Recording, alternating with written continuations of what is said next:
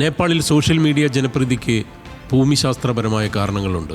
ജനസംഖ്യയുടെ 77.4% ഗ്രാമപ്രദേശങ്ങൾ, അതും പർവ്വതമേഖലയോ ഭൂമിശാസ്ത്രപരമായി ഒറ്റപ്പെട്ടവയോ ആണ്. കാരണം നേപ്പാൾ ഒരു മലമ്പട്ടണ ദേശമോ രാജ്യമോ ആണ്.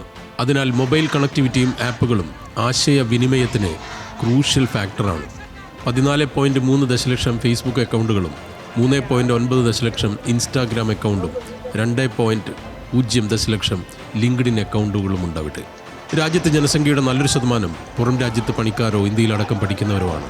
ജനസംഖ്യയുടെ 1/3 പേർ യുവജനത, 35 വയസ്സിൽ താഴെ. ആവറേജ് പ്രായം 25.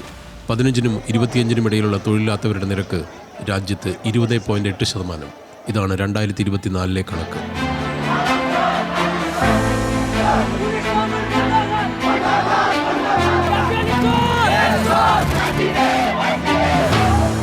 മൂന്ന് കോടി ജനസംഖ്യയുള്ള നേപ്പാളിൽ യുവജനത 1.25 കോടിയോളം.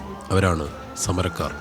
രാഷ്ട്രീയ അസ്ഥിരതയിലും പ്രതിശീർഷ വരുമാനത്തിലും നേപ്പാൾ വളരെ താഴെയാണ്.